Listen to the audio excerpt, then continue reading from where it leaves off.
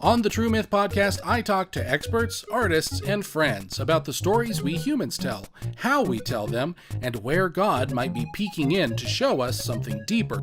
We'll look for God in the craft work of generating art and encourage a more meaningful artistic engagement. This is the True Myth podcast. Hello and welcome to the True Myth podcast. I'm your host, Adam Nettesheim, and I'm excited to introduce my guest here today, Kyra Hinton. Kyra, would you say hi to the nice people? Hey, everybody. Kyra is a visual artist. We met through the Rabbit Room conference yearly thing called Hutchmoot last year. Kyra did a session there with kind of inks, watercolor, and I was really drawn to how Kyra just kind of explained the convergence of her spirituality and her art. And so then I'm like, okay, this is an artist I need to know more. I followed her work. I commissioned Kyra to do a beautiful piece for my wife for Christmas last year. And Kyra has inspired me not only as an artist, but as a person, as a parent, in so many ways. So any interaction that you have with Kyra, you're going to be blessed by it. Kyra, can you talk a little bit about your specific art, how you approach it, what your method is in terms of just the physical creation of it, and then anything you'd have to say just in the beginning here about how you find God and what you do? Yeah, absolutely. So the medium that I use is pretty non-conventional. I use inks that chemically react in a puddle on a piece of paper, and I build 3D into that puddle with those inks to simulate the look of the earth from above. Usually that's my inspiration. And so whether that's mountains or valleys or forests or rivers or whatever, but the chemicals that build up in that puddle and create all of those textures, they end up dissolving each other, dissolving the original. And within about 24 hours, that vibrant puddle that almost looks like a portal into another dimension dries up, crackles, dissolves, and decays. And so my work in a lot of ways is the interplay between temporal and eternal, and creating something that speaks for a moment, and then I capture that with photography so that I can create prints that do last forever. But in a lot of ways, it's that interplay between memories and moments. The moment on my table when I'm creating it, and the memory of it that's a print on somebody's wall. So that's kind of just the general overview of my medium and what I do, but because it's so unconventional in a lot of those ways, it speaks in a lot of ways to themes of life and death and growth and all of that. Yeah, absolutely. So one of the things that draws me to your work and how you talk about your work is that it stands in direct and beautiful contrast to some of my defeating thoughts about my art. I'll give you an example. There's a Zen board in our Barnes & Noble where you paint on it with water, and then over time it fades away, leaving a blank slate again. And that drives me crazy. I can't imagine putting intention and detail into something and then feeling okay that it's then gone forever. Sometimes I will tell you, sometimes I am not okay. I have many times, I use light to illuminate it and simulate what the sun looks like and things like that. And so at the end, there's a puddle on a piece of paper on my desk with this light shining on it. And some days, clicking off that light and leaving the room feels like taking somebody off life support and just leaving them. And there are times that I can't do that. There's been a couple paintings that I actually kind of sat by their side, like a bedside vigil, because it was too emotional. So it's not always easy. And even though these paintings have to be done, finished from beginning to end in 45 minutes about, you'd think that's not that much time, but I still build a relationship with each piece that it still kills me a little bit each time. Sure, Just absolutely. let them die like that. Yeah. Yeah, and you don't have well, I would say benefit, but maybe it's not a benefit, the crutch of an undo button, you know. Yeah. So, Hmm.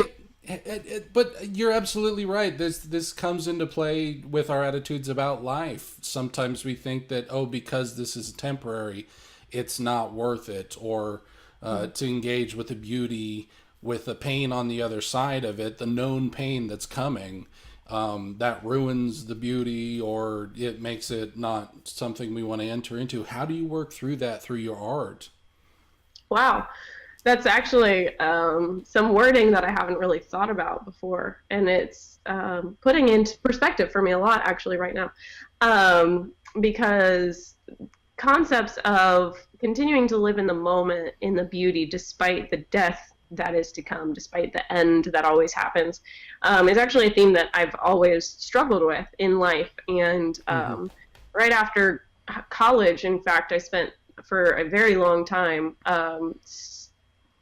deeply rooted in just wanting to go home. And by home, I mean heaven. And it was such a deep longing that it wasn't depression or suicide, but it was this deep ache in me of life here hurts so bad. No matter Mm-hmm. how many good things happen, I'd just gotten married and we had a house and life was great.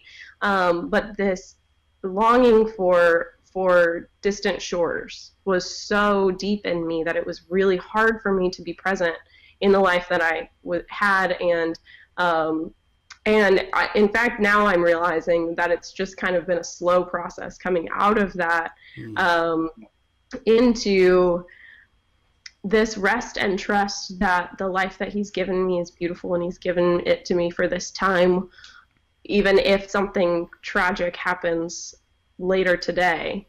It Mm-hmm. was still worth living and it was still beautiful. And being a mother and having anxiety as a mother towards my daughter and everything happening to her and all of these things, just I am realizing after you said that they play into my art. In a way, there's something that I can create and control in a moment that's beautiful, but in a lot of ways I can't control it, so I just enjoy it as it's happening with some semblance of sense of control. Um, and I soak it up and I love it. And I've told some people this week there are moments that happen on my table where I'm painting that other people will never experience. They weren't captured for a print. They come and go, and I was the only one that got to see them. But the value that they have to me and what they spoke to me, that even though that piece doesn't exist anymore, that moment faded, I am changed because of it, and I'm better because of it. I have some more sense or grasp on life or God or my place or endless things, Mm-hmm. that it gave me something. And now that dried up piece of paper on my desk has the memories tied to it of how my perspective changed, how I I'm changing, and my gratefulness to even that 20-minute, 45-minute moment that God used to continue to change my perspective. And I Yeah. think doing that, I think I've created almost 150 paintings in the last year, and maybe doing that 150 times just has continued to instill in me the just the importance, the joy of being right here in this moment, no matter what happens in the next one. Yeah, absolutely. I You talk about control there, and you talk about kids too. Kind of, would you freeze your child in the state they are now forever?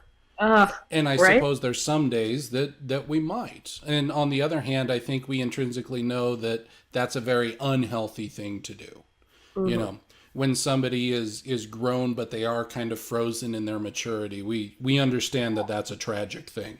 Oh Or if a yeah. child has some sort of illness that keeps them from growing, we recognize that that's a tragic thing. And yet there's still a part of us that would like our children to stay this young and this innocent and this carefree forever.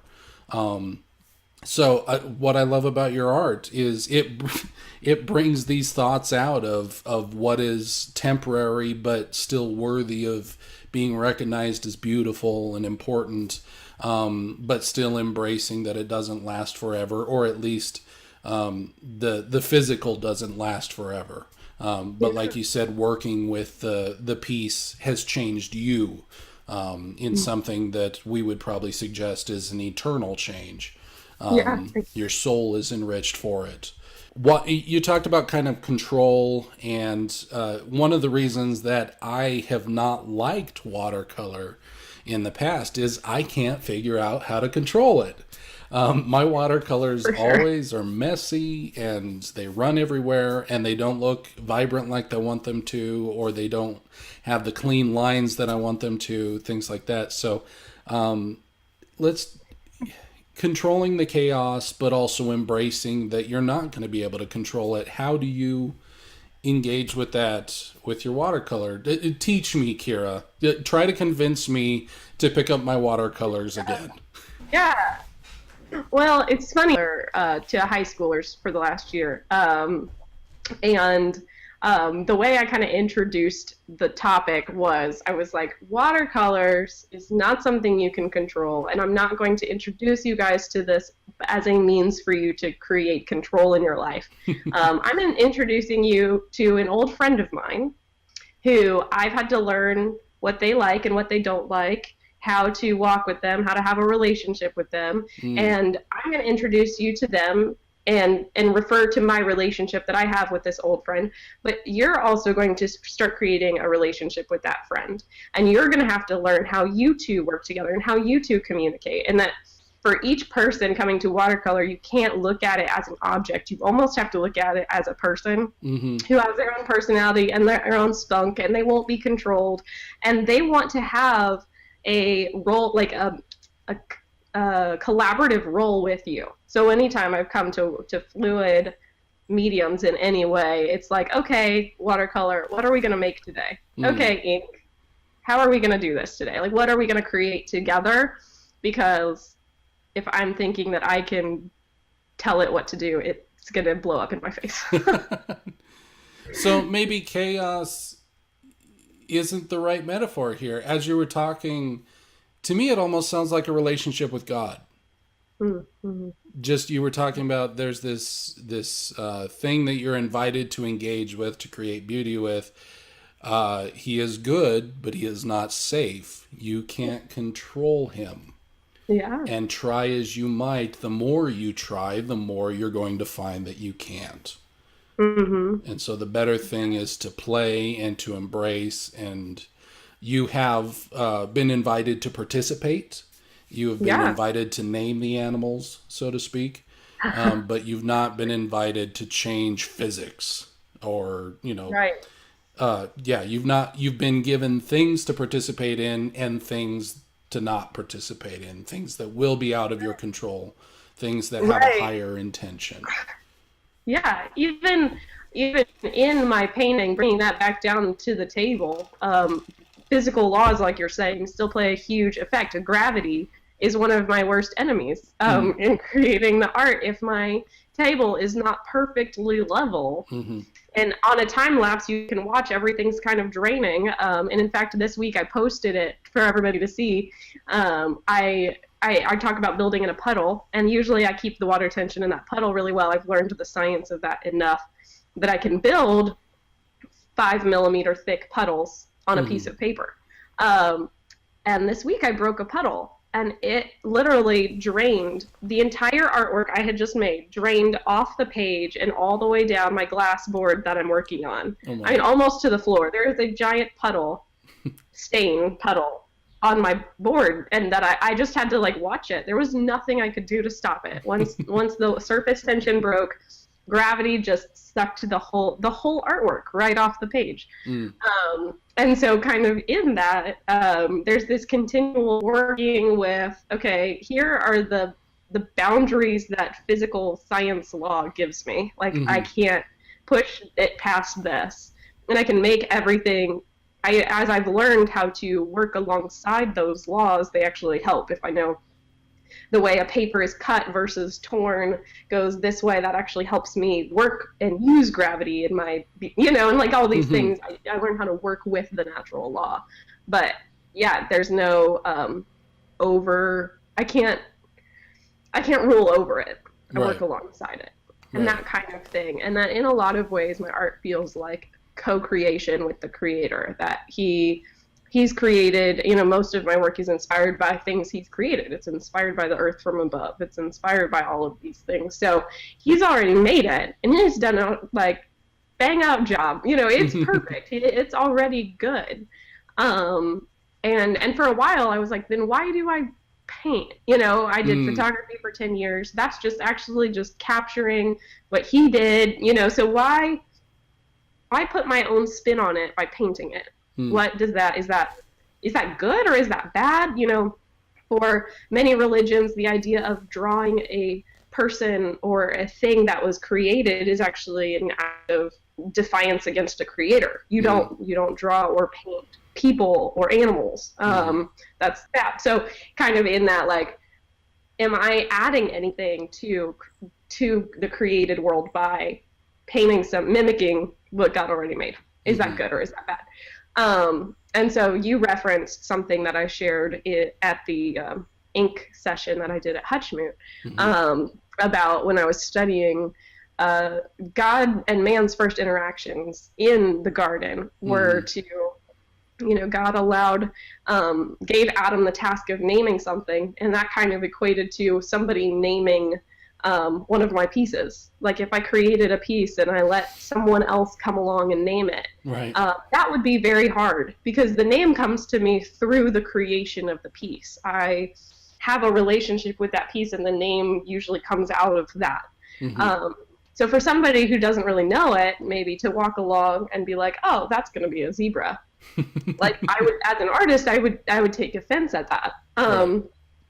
But first, well, God didn't. God invited him in, and then that thought kind of took me in this other area of, what if I was making a painting, and I adore my daughter, my 3-year-old, so much, and I love her view of the world, and my favorite thing to do is just watch her create, watch her paint, watch her draw. Like I adore it.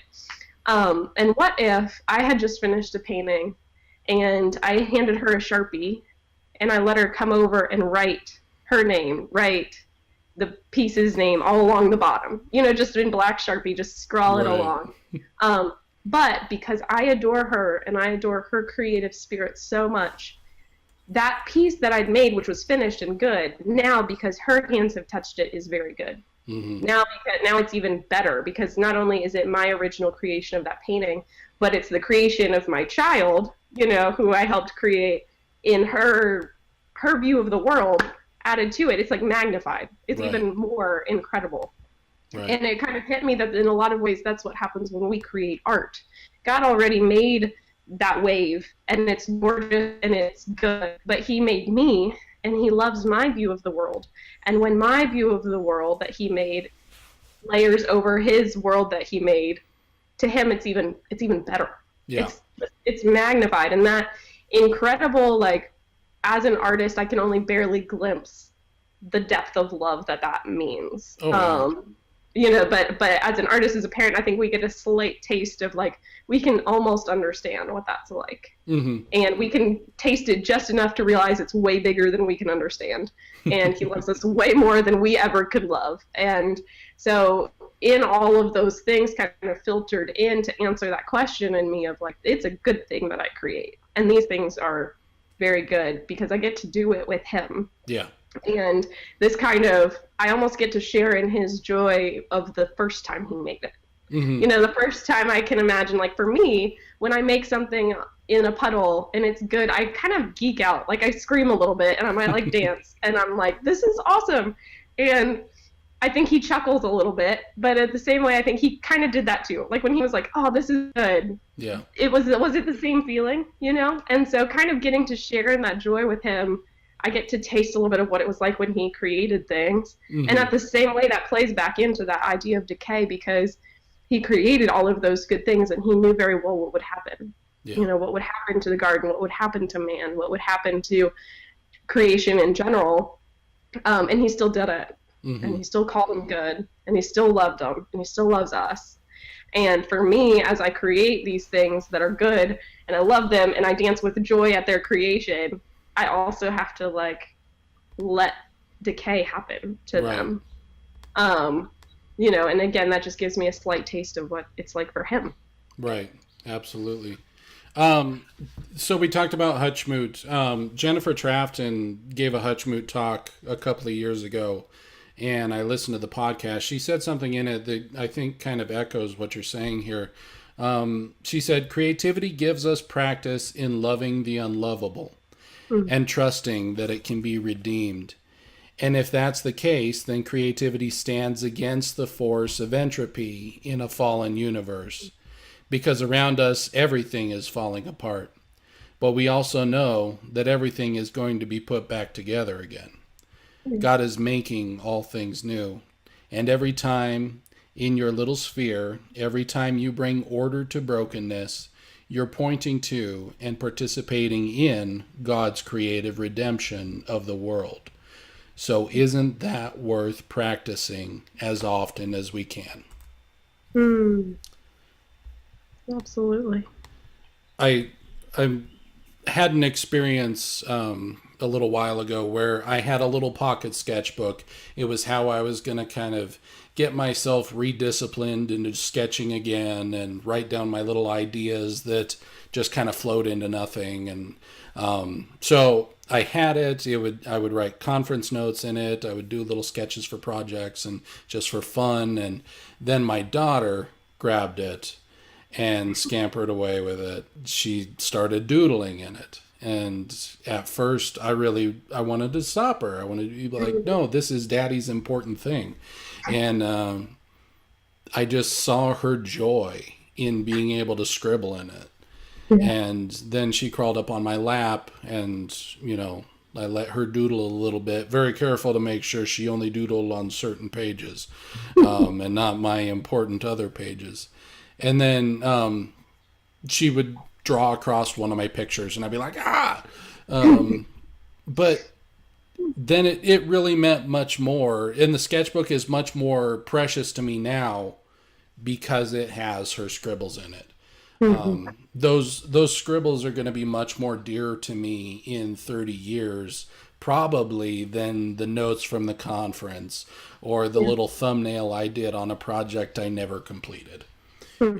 But that being able to share with my daughter this love of art, this creation, is probably the more eternal part of whatever I could put in that sketchbook.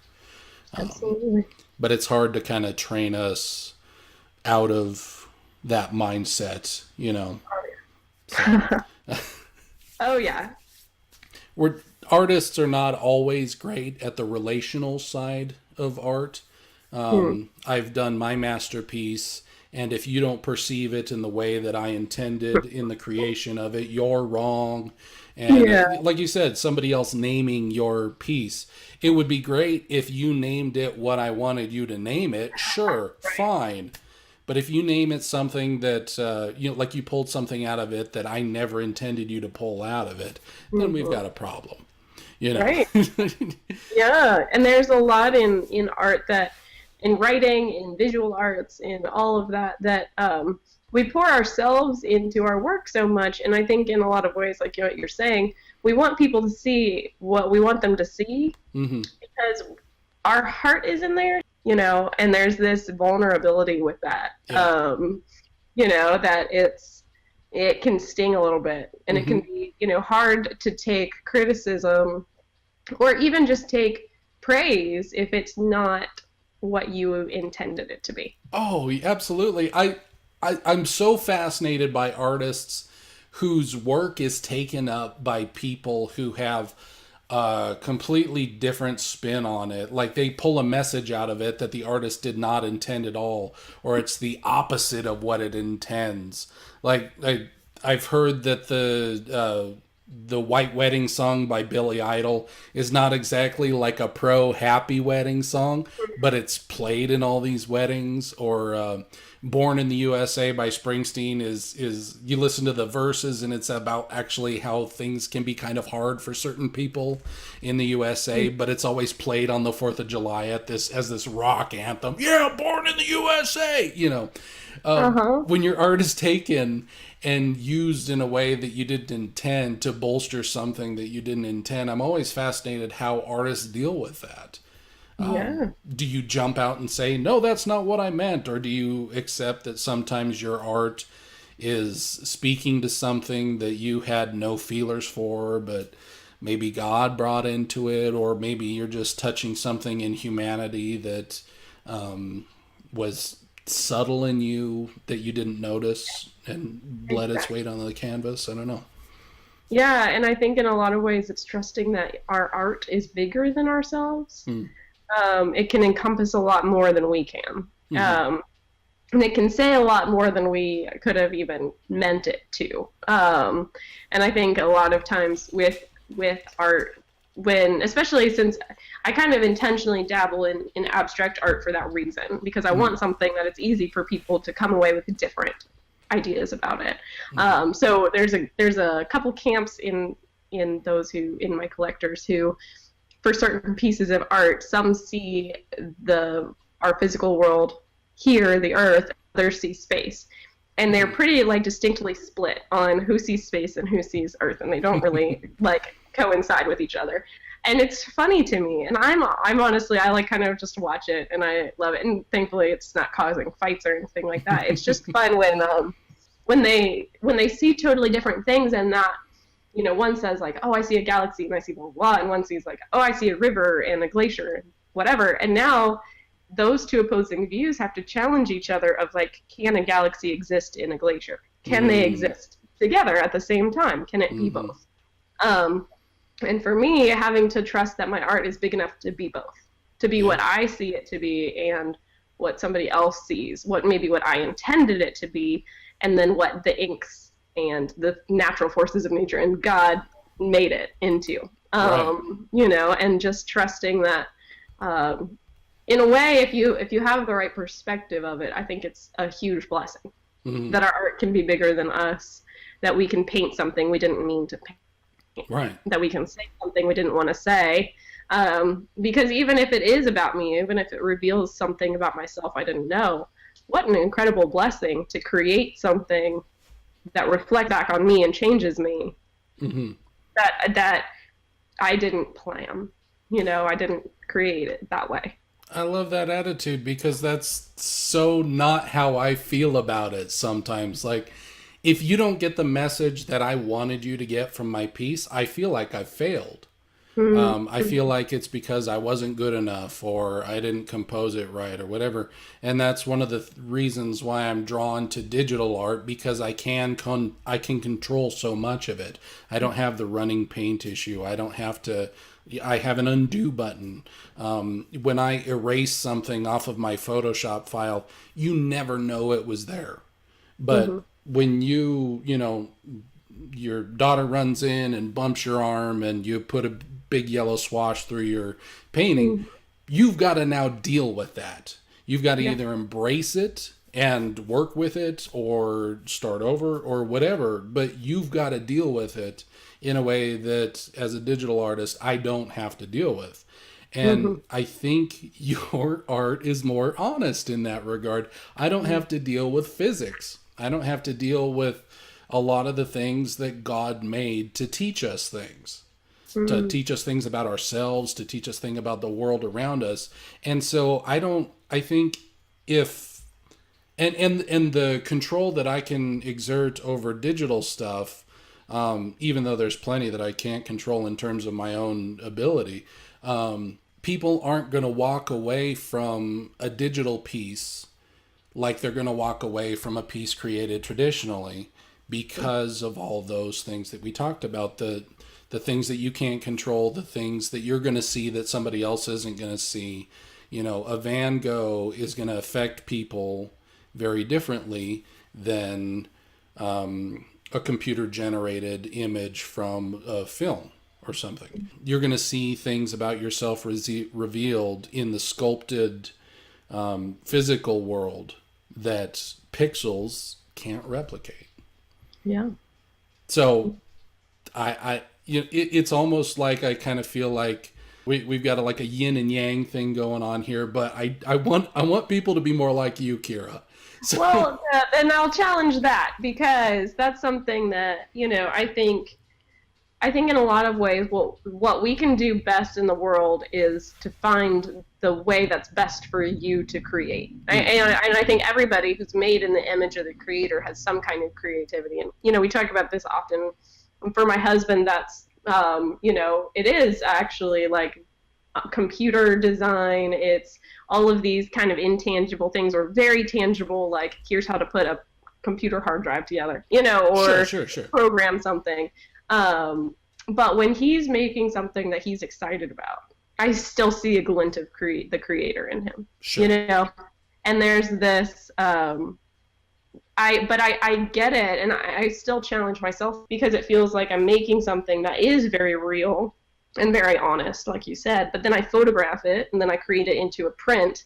There's this, because I have to deal with the digital, I struggle with a lot of doubts on, am I a real artist? For the artist, like, who's like sitting on their floor covered in acrylic paint, like, that's my romantic idea of what a real artist is. And, so when my space has to be clean because I'm working with gravity and with all of these things, and I have to organize it the right way, and then I take a photo of it and I put it in Photoshop, and I make, my goal is always to make sure that the camera captured it the right way, so that it looks the same, so that, the print is going to look the same as the puddle, but sometimes that means my camera settings were right and I have to change the saturation, or I have to change something like that, and that it goes through that digital process just enough that I go, okay, is it not valuable anymore? Is it not honest anymore? Is it not real anymore? So a lot of those things that you just said, I struggle with in those almost two worlds in myself, in between the digital and the tangible. Sure. And something that I've had to settle on is, like, if it's the honest way for you to create, then it's honest. Like that, and that kind of has to, like, I have to use things like that, and I have to continue to go back to the drawing board to let God silence those voices in our heads that compare us to other artists, and say, what is better? Why is one better than the other, if we're all sharing our reflection of how we see God and how we see the created world?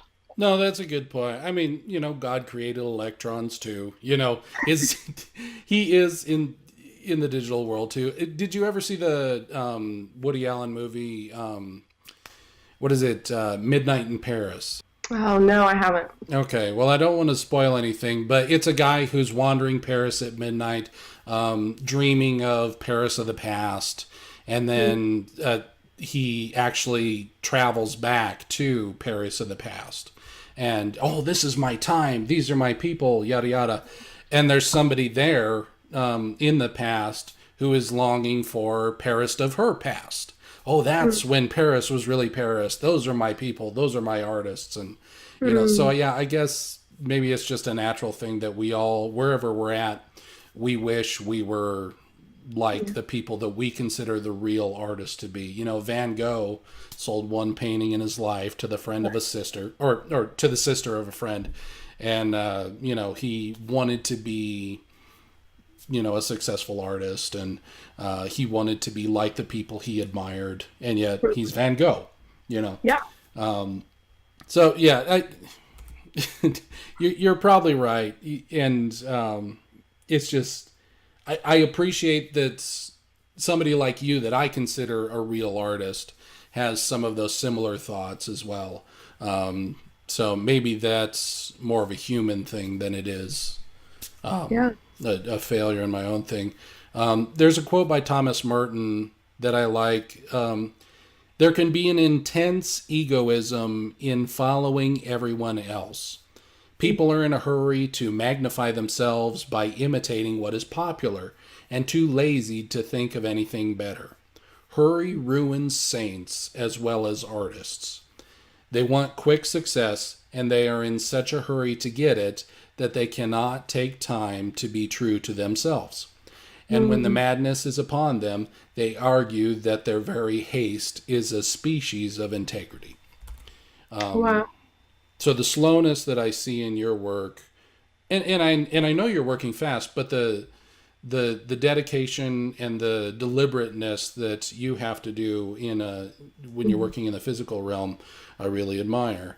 And the intention to honing your craft, living in your craft, loving your craft, and accepting that you might not do art like somebody you admire, but God has given you this particular canvas to paint on. And what are you going to do with it? The Lord of the Rings quote, where Frodo and Gandalf are talking, and Frodo's like, I wish I had not been born in these times. And Gandalf tells him, everybody who's born in these kind of times wishes they weren't, but we're not given that to decide. All you can do is decide what to do with the time that you're given. All we can do is decide what to do with the gifts that we were given. If I'm given to be a digital artist, or at least if that's part of my art, then you're absolutely right. I shouldn't sit here at my computer and lament that I'm not like Kyra. Yeah, exactly. What do you do with the time that you're given, with the talents that you're given? What, the Moses thing, look at what's in your hand. Moses had a staff, and God freed people with it. It was a long stick of wood. Yeah. But that's what God used, so. Mm-hmm. Exactly. I love that quote. That's actually my first time hearing it, but it's so, speaks so much truth to even just events happening this week in my art business. And, for a long time, it's been discouraging. I've been at this for a year and a half, and it feels, even though I can look back honestly and see that God has written the whole thing and things have blown up like crazy. Sometimes when I'm comparing my story and my journey with other artists' journeys, it feels really slow. Mm-hmm. And I was processing it this week of like so many artists are painting similar things, things that are popular right now are big brush strokey abstracts, colorful or muted, but like big fill a wall with brush strokes kind of thing. And so I know a lot of people who entered into they've never picked up a paintbrush before. And so last year they picked up a paintbrush, they started doing the thing that everybody wanted, and now they're super popular. Mm-hmm. And that's really discouraging for me because I feel like I'd be lying if I did that. Right. I love that kind of art. So I'm all about that. That's fine. But for me to wrap my whole artist identity around that would feel really dishonest. And thus I have to settle for things kind of feeling slow. It being slow to find new people who want art or to get the word out about this thing that I'm doing. And because I'm doing something that's so new that very few to no people are doing, I also have to kind of be the one out there saying like, hey, this is real art, this is cool. And I'm not good at championing myself or my art. Like that is not comfortable at all. So right. I don't generally, and I just kind of sit here and make my things, and like a handful of people like them, and that's awesome. And I've had to learn to value being slow, even if it doesn't go anywhere in in my lifetime, or even if it just stays kind of a slow growth thing. I can't count on my hands how many people like you have shared that it's meant something specifically to you. And that's the things that God continues to draw me back to. I'm like, but it's having an impact. But it's meaning something. It's ministering to people. Isn't that enough? Like, isn't that enough? And I just kind of, yeah, it is. It absolutely is. But that, in that quote about artists rushing and making the popular things to be popular fast and get all of that fast, and is an encouragement to me this week, because that's just kind of the message that's been playing over and over in my head, that it's okay to be slow. It still matters. It still means something. So thank you for sharing that. Yeah, absolutely. Well, I mean, the very first picture that I hung in our new house was the piece you did for my wife. It's right there. It's the first thing you see as you walk in the door.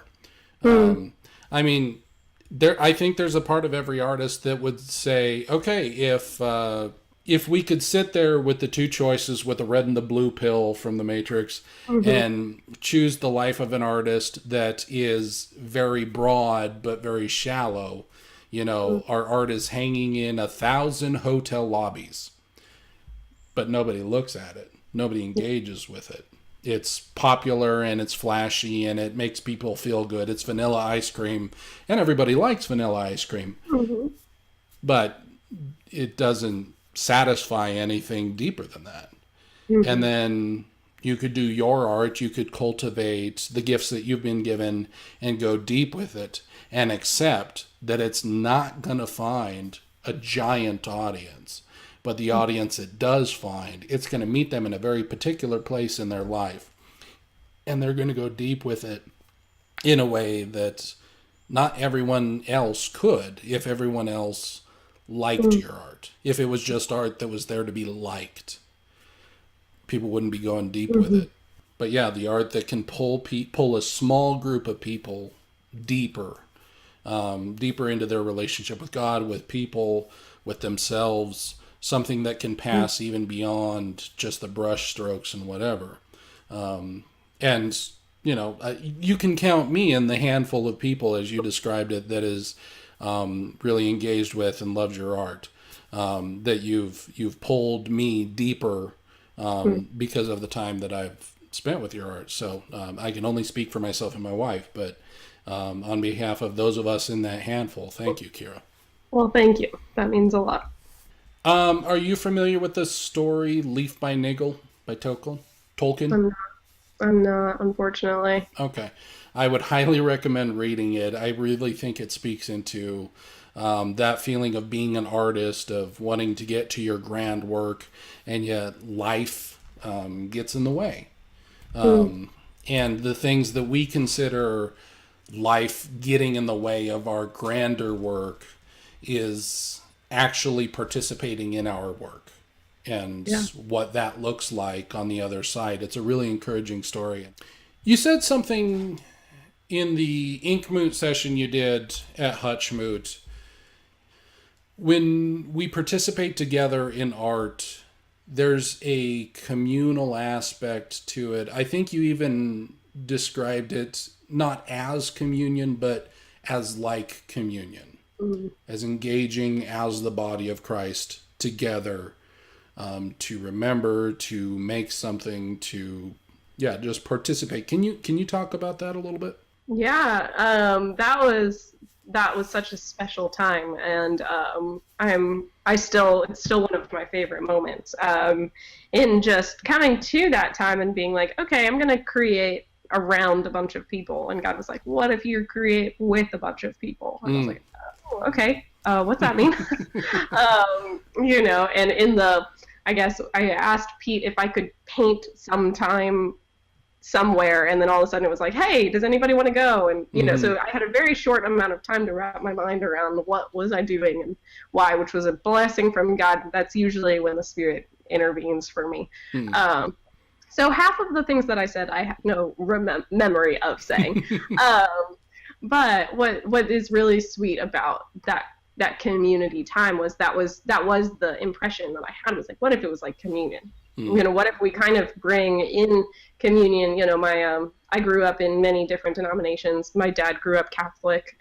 So like kind of when I would go to grandparents' house, we'd go to mass, and that idea, like coming out of the pews and shuffling down that center aisle to take part in this thing made you both feel very small and very big. Like, it was kind of this interplay, a little different than like passing plastic cups of bread and juice, which I did at my Baptist church. There was this different feeling about that kind of drew you into, whoa, this is all of us together, not just each of us in our individual chairs, but like we all have to make an effort. We all stand up and we come to the table together. Right. We're all an active part in the body. And in that with art, there's this idea of we very rarely do art together. Like we talked about a little bit earlier, artists are very visual and can be very particular. And if you don't like things or do things the exact way they do them, they don't want to do it with you. So communal art is something that we don't see very often. Right. But I'm starting to think, and that session was such a huge formative thing that I'm starting to think it needs to happen a lot more than it does. Mm. Because I do think it's this act of stepping out of, even for people who aren't artists, who don't come at it, who don't have that experience in their life maybe. It's this stepping out of a comfort zone, stepping out of, and for artists, stepping out of our own studios, out of our Right. own comfort zones, to come together and say, this is what I have to bring. Mm. Okay, well, this is what I have to bring, and this is what I have to bring, and like, well, let's make something together, like making a meal together, this big Mm. feast that's going to feed everybody. And in a way, it's kind of like that. Let's all come together. Let's all bring the cup of sugar and the old rice like together, and let's make something that we're going to share. All of us, we're all going to partake in together. We're Right. all going to feast on this, but maybe other people will be able to feast too. And there's that, like, that interplay with the body of Christ that I think we've lost in many ways. Mm-hmm. How to do that, because we go back and forth between it's all individual or it's not individual at all. I think Right. we lose that if we're. I think it's all in nature and in our relationship with God. It's this telescoping effect of like it is the little and the big. Right.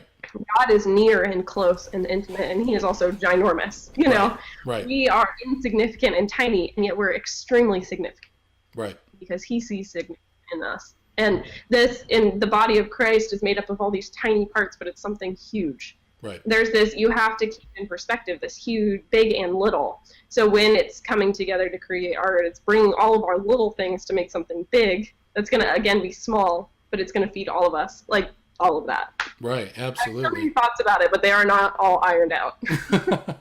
Well, as you've heard, mine are perfectly ironed out, Kyra, and yeah, that's something that I've had to kind of grow in. Well, I feel grow in. My understanding of communion kind of early on was you block out all distractions. You have a laser focus on the sacrifice of Christ. You ignore basically everybody around you. And you funnel your vision, and the plate is passed, and you participate. And if you break your laser focus, you're dishonoring God and all that.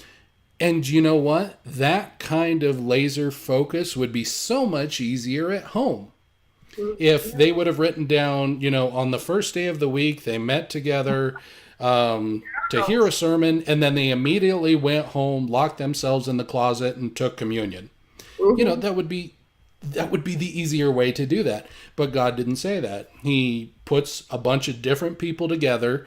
And as you can see in a lot of Paul's writing, things were contentious sometimes. They didn't all agree on everything. They all didn't approach things the same way. And yet he says, this is the place where you engage with this. These people that you're taking communion with, they are not a burden to your participating in this. They are an asset to it. Yeah. And I forget that sometimes. And like you said, it's both. There's certainly a focus that we need to have, but there's a reason that we do it together. And we can't see each other as a burden to it. There's a book that I picked up at Hutchmoot, For the Beauty of the Church. It's a collection of essays done by David Taylor. Well, he collected the essays, and in one of them by Andy Crouch, he talks about the kind of utility mindsets that we have towards so many things in life. Art is only valuable if there's a use for it. Worship is only valuable if there's a use for it. And how this kind of mindset can be really destructive if we always demand an end to every single one of the means. So he goes into this at length, and then he says, at stake in our attitude toward art, toward the beautiful, broken, unuseful parts of culture, is ultimately our attitude about those creatures that the Lord God formed out of the dust. Without a reason to believe in the useful, who will be left to champion those people who are not useful? People who cannot be substituted for one another, who are stubbornly and particularly themselves, in bodies capable of immense beauty and immense brokenness, capable of the most graceful play and the most terrible pain. Who will value them in those bodies? If not the church, then who? He goes into it in much greater detail. This is an essay by Andy Crouch, who is the Hutchmoot keynote speaker this next time. But the reason I bring it up is when we require art, when we require worship, when we require people to immediately come with how they are going to be useful and the exact end of our interaction with it already packaged, already synthesized, we lose a lot. And we don't engage well with people that are not immediately, like, you can't see how this person benefits you or your cause, and so you cast them away. Our attitude towards art, our attitude towards worship, our attitude towards God, I want to find that specific verse in the Bible that specifically speaks to my situation. And if I can't find it, then I've wasted my time. If I can engage with God in just the right way to heal my specific problem, or if this person can help me in this particular way. When we demand utility of art, of worship, of people, we miss out on so much of what God does. And I think that goes into the control thing that we talked about earlier. Controlling relationships, controlling worship, controlling our relationship with God. When we feel that we can get God down to a set of bullet points and expected outcomes, I don't think we're engaging with him. I think we're engaging with a formula or with utilitarianism. Or with an idol of him. I think in a lot of ways you can make God in our own image, and set up an idol of him that we worship at a thing that looks like God, but it isn't him. If we're in great danger if ever we dilute him into a 2D form. And I think it's really easy to do that with God, and then also with people, to be like, when people do have road rage or cut somebody off in a grocery store line, there's this idea of like they are a car, they are someone with a cart. You don't think about the person in that car who's late for work and who's having a terrible day, or whatever. Whenever we make anything 2D, we flatten the life of it, and we flatten the image of God out of it, or we flatten God himself out of it.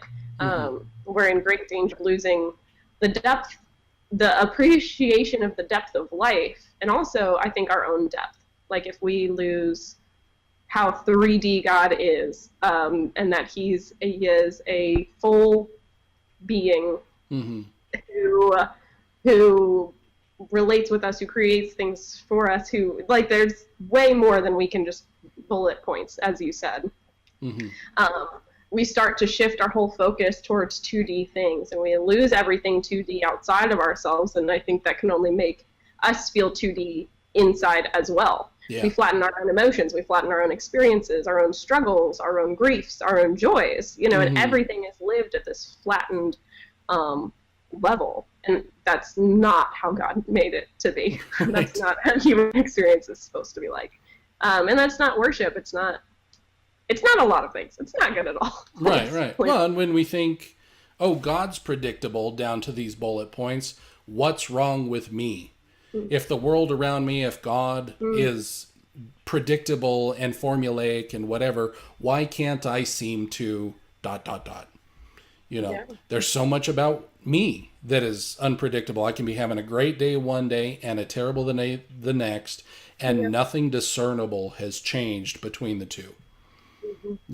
And so why can't this formula make me have the same result all the time?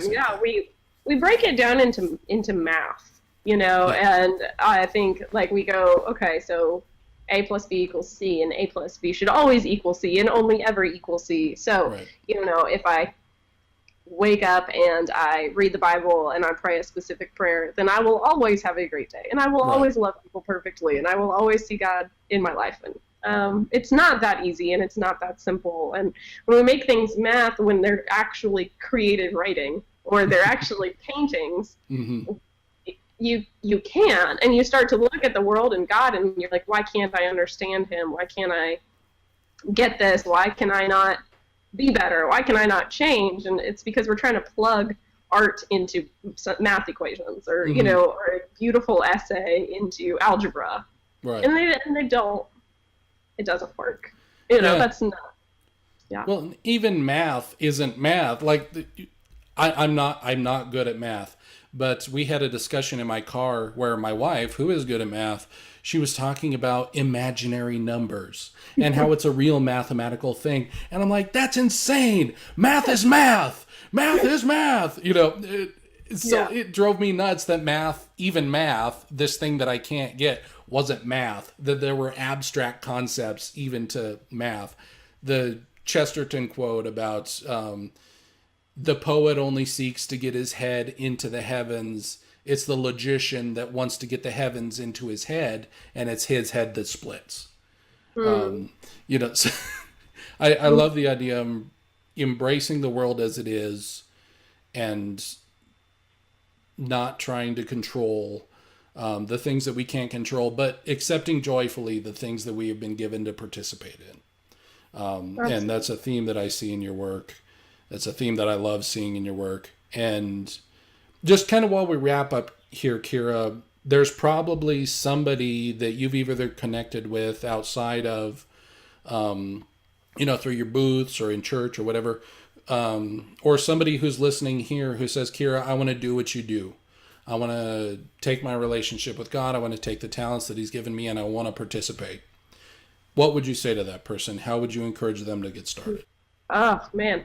Have an honest conversation with yourself first, with God in the room. Like, imagine that God is, like, sitting in that chair, and you are, here I am in all my brokenness, and I don't know what I have to give. And, like, let those, like, feelings of not enoughness, or of frustration, or of, I have everything and other people don't notice. Like, you know, or all of those emotions come out into the room. I honestly think we can't create until we know what we're creating with.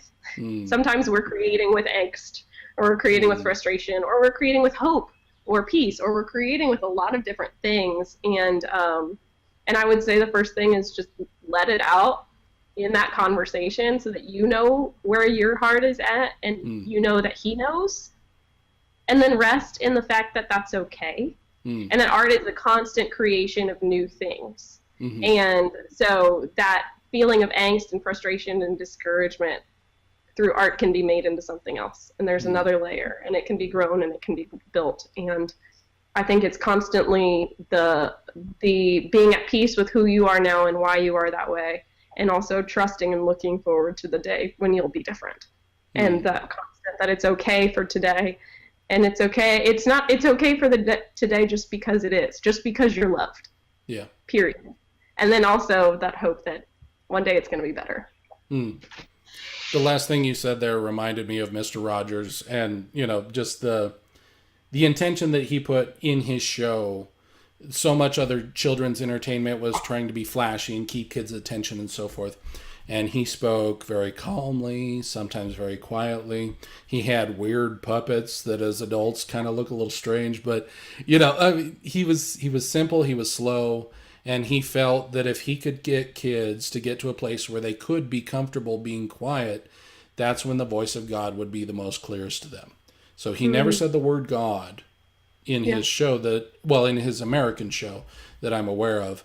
But one of his intents was to get children to be able to be contemplative and quiet and slow and be okay with that in a world that demands them to go faster and be more useful and, you know, always do. So, just adding a Mr. Roger thing at the end of this because he's Mr. Rogers and why not? Love it. I just saw the movie and it was so encouraging. I want to see it. Thank you, Kyra. Thank you for your time. Thank you for your work. Kyra's website is, it's your full name, but it's with a dash in the middle, right? No, I think it is just KyraHinton.com. Is it Kyra? Okay. Yep. So KyraHinton.com, go look at her work. She posts videos sometimes of her process, which I love seeing an artist process sometimes as much as I love seeing their work. I love seeing, oh, hey, I didn't mean to do that, or, this is how I do that, or whatever. It's really encouraging to me. So thank you for all the things you post there. Anything that you want to leave with the listeners before we wrap things up here, Kyra? The phrase that comes to mind is let yourself be small, because God is really big, and trust that because of his bigness and your smallness, you are also significant. There's that constant interplay, and that's something that's huge in my work, of aerial photos down to small puddles and back and forth, and just let yourself be a mystery, because God is, and you're created in his image. And like the relationship we create with watercolor and all of those things where we don't have control, trust that that's okay, and it can be beautiful too. Can't think of a better way to end it. Thank you, Kyra. Awesome. Thank you, Adam. Yeah, thank you so much. And thank you everyone else for tuning in. We'll see you next time. Thanks for joining us for this episode of the True Myth Podcast. If you've enjoyed what you've heard, we'd love to hear from you. A like or a rating or a share or a bonk or shouting something positive out your window helps us too. For more information, visit us on Facebook or on our YouTube channel, or visit our True Myth page at thewitnesscloud.com.